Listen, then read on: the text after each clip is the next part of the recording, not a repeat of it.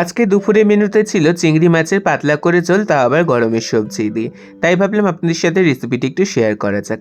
প্রথমে চিংড়ি মাছ সর্ষের তেলে লবণ হলুদ মাখিয়ে ভেজে নিয়েছি হালকা করে, একদমই হালকা করে। তারপরে আবার সর্ষের তেল গরম করে দিয়েছি, কড়াইতে জিরে ফোড়ন দিয়ে ডুমডুম করে কেটে রাখা কুমড়ো আলু হলুদ আর লবণ সহযোগ করে ভেজে তুলে রাখলাম। এটাও কিন্তু খুব বেশি করে ভাজিনি। তারপরে যেটুকুনি পরিমাণ সর্ষের তেল ছিল কড়াইয়ের মধ্যে, তার মধ্যেই দিয়ে দিলাম একইভাবে ডুমডুম করে কেটে রাখা ঝিঙে, বেগুন আর পটল। এগুলিকেও লবণ হলুদ সহযোগ করে একটু ভেজে নামিয়ে রেখে দেবো। খুব বেশি ভাজবো না, গায়ের কাঁচা ভাবটা চলে গেলেই হলো। তারপরে কড়াইতে যেটুকুনি তেল ছিল তার মধ্যে আরেকটু জিরে ফোড়ন দিয়ে দিলাম টমেটো আর কাঁচা লঙ্কা। টমেটো লবণ দিয়ে ভাজা হয়ে একটু নরম হয়ে আসে দিয়ে দিলাম ধনে জিরে আর আদা বাটা, প্রায় 2 থেকে 3 টেবিল চামচ মতন।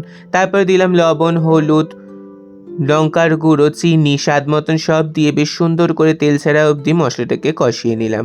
মশলাটা দেখে যখন খুব সুন্দর করে তেল ছেড়ে দিয়েছে, তখন একে একে ভেজে রাখা সমস্ত সবজিগুলিকে দিয়ে খুব সুন্দর করে মশলার সাথে কষিয়ে নিয়ে পর্যাপ্ত পরিমাণ ঝোলের জন্য গরম জল অ্যাড করে দিলাম। ঝোল একটু ফুটে আসলে ভেজে রাখা চিংড়ি মাছগুলোকে দিয়ে খুব সুন্দর করে ঝোলটাকে ফুটিয়ে নিলেই তৈরি হয়ে যাবে আমাদের একদম গরমের সবজি দিয়ে পাতলা পাতলা খুব সুস্বাদু চিংড়ি মাছের ঝোল।